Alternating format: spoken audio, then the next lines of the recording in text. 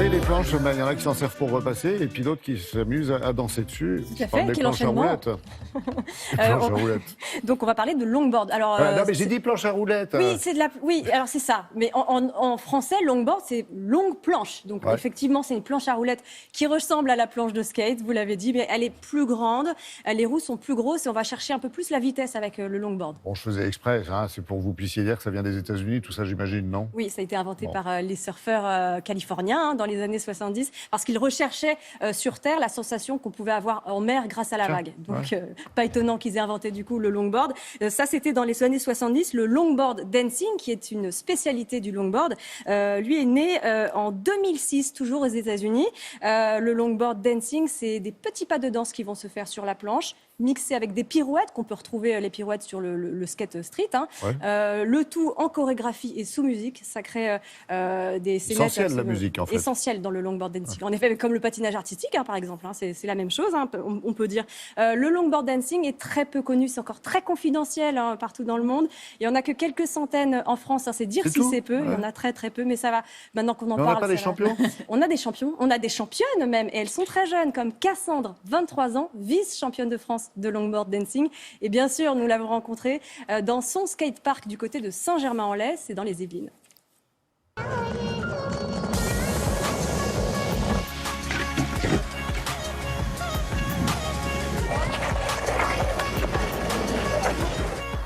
Cassandre. Salut.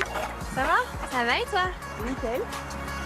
Le longboard dancing, en fait, c'est quelque chose d'assez esthétique. En gros, on va être amené à se déplacer sur sa planche. Le but c'est quoi? C'est de faire des figures? Alors, dancing, non, c'est vraiment de venir se déplacer, faire des pas, des pirouettes, etc. Ça ressemble un petit peu à la danse moderne jazz ou parfois à la danse classique, sauf qu'on rajoute une board. Ce qui est important aussi, c'est d'écouter de la musique. Je sais que quand j'écoute quelque chose de beaucoup plus calme, eh ben, je vais pas du tout avoir le même style que quand j'écoute une musique beaucoup plus punchy. Donc ça influence aussi ma façon de danser. Il y a quelques années, et ça m'arrive encore maintenant, quand je suis avec ma planche dans la rue et que je croise des gens, etc., on me dit « mais est-ce que tu sais vraiment en faire ?» Je pense qu'au premier abord, c'est parce que je suis une femme, quoi. Jusqu'au moment où tu montes sur ta board et là, voilà, tu... Voilà, ouais, je sais qu'en général, les gens sont plutôt surpris parce que je pense qu'ils n'ont jamais vu ça avant. Tu commences le longboard à 16 ans, mais il y a un incident qui va vite te stopper en fait hein, dans ta progression. L'été où j'ai commencé, donc c'était encore tout neuf pour moi, j'étais super euphorique. Et du coup, je suis partie surfer avec ma meilleure amie et j'ai fait une chute et du coup en surf.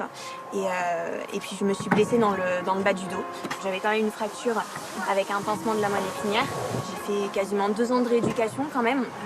Et puis je sais pas, j'ai eu cette force en moi. Je pense que ça m'a beaucoup aidé aussi de rien lâcher. Je mettais 1h30 pour aller au lycée au lieu de 20 minutes.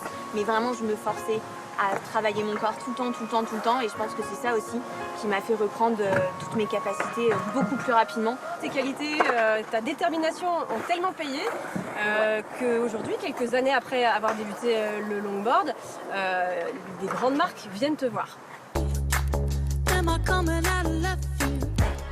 J'ai été amenée du coup à faire pas mal de partenariats, de publicités, de shows, etc. pour des marques. J'ai eu l'occasion de partir une semaine en Afrique du Sud à Johannesburg. C'était vraiment incroyable. C'était la première fois que je vivais ça. Pour moi, c'est quand même une chance de pouvoir montrer un nouveau sport au public. C'est toujours un plaisir de pouvoir faire ça, quoi. Quelle découverte, Andrea. Et puis quel personnage. Elle est exceptionnelle. Notre amie. Ah oui, Elle est oui, oui. Dites-moi, il y a Julia qui me disait justement qu'elle avait envie de s'y mettre. Elle doit faire Oui, comment? aussi. Elle se lance Non, toute seule? j'ai dit ça. Elle se lance toute seule ou on a Ou des à 2 profs? avec vous, ou à 3 avec moi. Non, il n'y a pas de fédération de longboard et encore moins de longboard dancing. Décidément, l'anglais, hein, ça va pas hein, ce matin. Mais je vous ai dit, restez en français. On va rester en français. Il existe cependand une association De vers Board. laquelle vous pouvez vous tourner. C'est une association dont le nom anglais est Dog Session. qui organise donc régulièrement des événements autour du longboard. Par exemple, à Paris, c'est tous les dimanches après-midi. Donc on peut y aller si vous voulez, Laurent, demain après-midi. Ah ouais, non, mais j'ai piscine avant moi. Ah mince, Ah, bon, je on sais pas essaiera si je serais de sorti de l'eau. tout coordonner. Donc c'est tous les dimanches après-midi qui est Anatole France.